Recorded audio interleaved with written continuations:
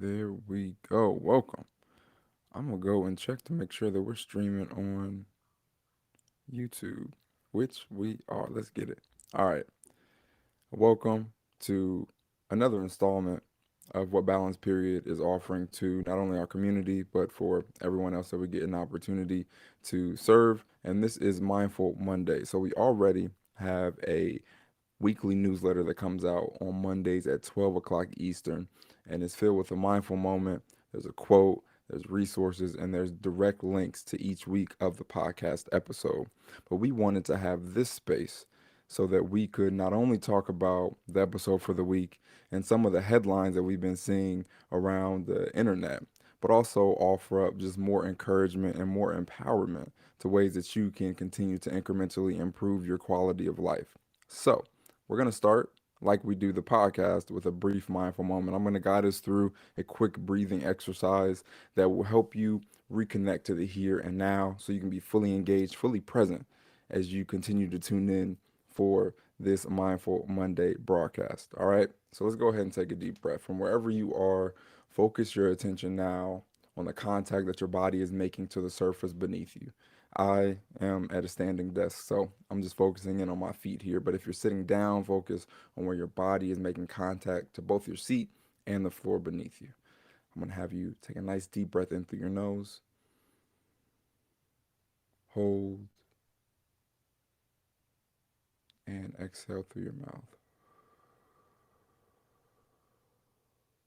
Let's do that again. Deep inhale through the nose,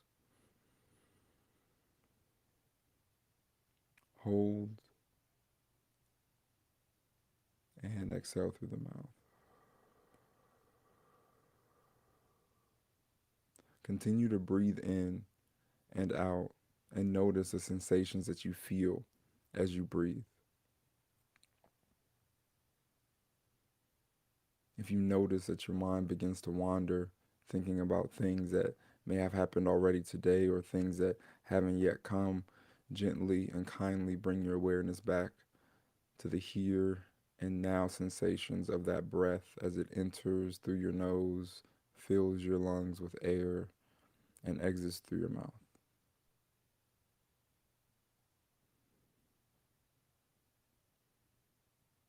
All right, if your eyes are closed, gently begin to blink them open. Welcome back. So, that was a mindful moment. Remember, one of the most important things that you can do to help you stay connected, stay grounded throughout the day, and keep your actions aligned with your values and goals is to set mindful moment reminders in your phone. So these are gentle reminders, whether you have an Apple or any Android. If you do, just know that it might be a good idea for you to switch over. That's beside the point. You can set reminders in your phone that don't have sound, but that have vibration. And when they vibrate, use that as a cue to prompt you to pause, to breathe, and to reconnect to the here and now, and to refocus your energy on what matters most to you. Right? For me, I go through the whole balance blueprint. So I focus in on beliefs, awareness, love, accountability, my boundaries by saying no to things that I need to be saying no to, consistency and gratitude. And I focus my energy there throughout the day. So find what matters to you. Identify your values, keep them at the forefront of your mind, and utilize these mindful moment reminders to keep you where you want to be so that you can be the best example possible for anyone that you get an opportunity to influence, right? And that last point that I made, that is the underlying purpose and theme behind Balance Period as a brand. We are here to equip you with the tools you need to incrementally improve your quality of life. And that's not just beneficial for you, right? Our mission is to do that for you so that you can be the best example possible for our next generation of what it means to live a happy, healthy, wholehearted life. So, in taking this to what we are going to be talking about today, briefly just going to touch upon the episode that came out yesterday at 11:11. New episodes of the Balance Period podcast drop every week at 11:11. Okay, every Sunday to be specific at 11:11 Eastern time. So if you're in a different time zone, that time will look a little bit different. But we had the opportunity of having a guest on for this past week's episode, Devin Scott, fantastic individual.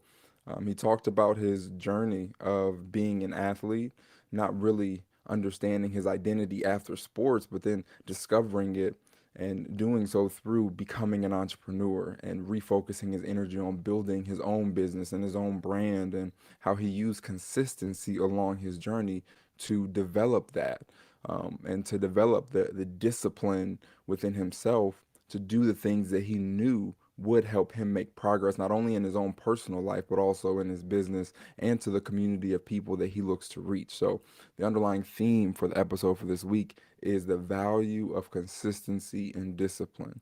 I know aside from that, we've been focusing on our evening routine throughout this month. So, in thinking about connecting that consistency and discipline with our evening routine, is understanding that through practicing discipline and the habits that we practice leading up to bed and doing so consistently, we put our bodies and minds in the best positions to heal and recover on a daily basis so we can be more engaged, we can be more present, and we can bring our full authentic selves to anything that we choose to spend our time doing. So keep that in mind as you continue to develop your evening routine throughout the remainder of this month. I'm super excited for next month because we're going to be diving into our midday routine. But to stay here, right, to stay with this evening routine, I'm going to also share my experience that I've had over the last week using Whoop. All right, so as you all know, we talk about it all the time. We can only manage what we measure. So what I'm going to do, I'm going to see if I can share my screen right now. Let's see how this works. Okay, okay. Chrome tab. Hmm. Entire screen. I'm going to share the entire screen. All right. Pulling up my screen. Oh, it looks a little trippy. Let's see. Can I make it to the. There we go. There we go. So, this is the report that I get from Whoop on a weekly basis, right? Every week, every Monday, they send me a report that tells me about how the habits that I practice, from my daily strain to the quality of sleep that I get, are influencing my quality of life, right? My overall experience. And as we talked about before, we can only manage what we measure. So I'm grateful to have Whoop and to be able to use their service to help me measure how the habits I'm practicing in my evening routine are actually contributing to my quality of sleep and my overall quality of life.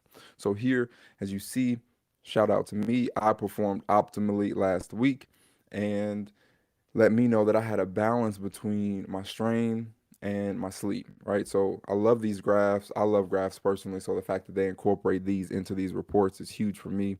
But as you can see, I wasn't in a full green week. I know I had that the week before, but here I have 4 days that I was in the yellow, which isn't bad, and then 3 days in the green. But as you can see, I was working within this optimal on each one of those days, which is something that I did a little bit more intentionally last week. They have a graph within the app that shows you where your based on where your recovery is, where your strain could be to balance out that strength, that recovery for the day. So I have been more intentional about that, and I'm looking to keep that consistent going into this week. Here's sleep consistency. That's something that we talk about on this show. Is so important. If you don't do anything to improve your quality of sleep, do this one thing, and that is focus on going to bed and waking up at around the same times every day. All right, that is sleep consistency. So for me, I had high sleep performance and maximal sleep consistency last week, which did me some good. All right, and then it breaks down strain. So my strain in comparison to the last 3 weeks was up about 19%. And so that's pretty good, about 12.8 strain each day. I had 5.5 hours worth of activity. And so that is between my exercising that I do at the gym. As you can see down here, I play basketball, I do functional fitness, I weight lift, I did hop on a Stairmaster. I didn't have any running. I didn't log any running last week, but I will say, shout out to Milo. He keeps me accountable to run because we normally go on a daily jog. So I do have that in my midday routine, but I don't normally track that because it's a little under a mile, so we just kind of keep it light. But this is also another piece of the report that I personally enjoy because it gives me an opportunity to see the breakdown of the activities that I spend my time doing as it pertains to focusing in on the quality of my life for the week prior. All right. Yes, my sleep was down about 5% last week in comparison to my normal 3 week average, which is at about 91%. So it's not too bad, It's definitely something that I can improve upon going into this week and continuing to practice the habits that I see are improving my quality of sleep. And what that means is the habits that I practice that help me get more sleep while I'm asleep. Normally, my average awake time is like 30 to 40 minutes, but I have noticed that some days it'll drop down to like 10 or 15 minutes of time being awake at night. So by keeping that at the forefront of my mind, it will help me improve and change this number as the weeks progress. All right. So my hours of sleep did go down by a minute and my sleep need went up. That is generally associated with the fact that I had higher strain throughout the week, right? So my body needed more sleep, but I didn't give it any additional sleep. One thing that I can prioritize is naps. That helps me balance that out for myself, for sure. And then this talks about the awake time. As I said, my average awake time is about 40 minutes. So if I can get that down even to 30 minutes, right, even 10 more minutes of being asleep, I would notice changes in this number up here. So in my sleep performance and in my recovery scores on a daily basis. This is what was talking about earlier that is so important. This is sleep consistency, right? So as you see, my bedtimes and my wake times are pretty much the same every day. So much so that they pretty much told me that my bedtime variability and wake time variability are at zero. So that's something that I was looking to do more of this month, specifically because we're talking about evening routines and the value of getting high quality sleep. And this is what puts my body in the best position to do that. So, yes, I'm grateful for this platform. I'm grateful for Whoop because it gives me an opportunity to refocus my energy on a weekly basis of ways that I can continue to align the habits I practice with what I value, which is maintaining optimal health, and with my goals, which is maintaining optimal health, right? So, I am going to now get myself back here. Stop sharing. Let's get back to there we go. So I'm back. One of the last things that I wanted to leave you all with, right? Actually, no, there's a couple things. One is a headline, a brief headline that I saw, and it was of someone who shared this sleeping technique, right? They were like, you can fall asleep in under 2 minutes. So, anyone listening to this, if you have trouble falling asleep, we talked a little bit about it a couple episodes ago, how managing your stress before bed can help you more effectively fall and stay asleep. But this is a technique that was, I guess, done in the military. And I'm going to pull the headline up. Actually, I'm going to share my screen again. Entire screen, window, Chrome tab. There we go. Perfect. So this is the headline here. The military technique that can help you fall asleep in 2 minutes. Okay. Now, I will say uh, this technique is, from what the breakdown of it was throughout our video here, it's pretty much just a body scan, right? You lay down in bed, and I'll kind of pull over to show you. So you lay in bed and you're looking to shut down the activation of every part of your body from the top of your head to the bottom of your feet. You literally start with your forehead, you relax your muscles there. You then go down to the muscles in your face and the muscles of your neck and shoulders, into your chest, into your arms, your abdominal area, to your hips, into your glutes, into your thighs, into your legs as a whole, into your toes.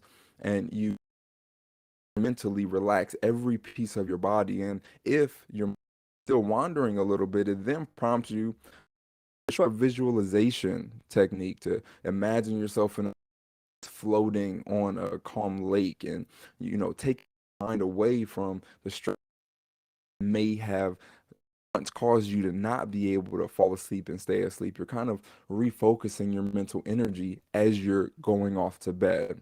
And so this technique, as it mentions here, was popularized and done by the military because they need to get efficient sleep so that they can be alert when they're flying planes and doing the other things that wanted to share that. This is from the 23rd, right? So this is something that is in the mainstream media, something that is talked about, which I'm grateful for.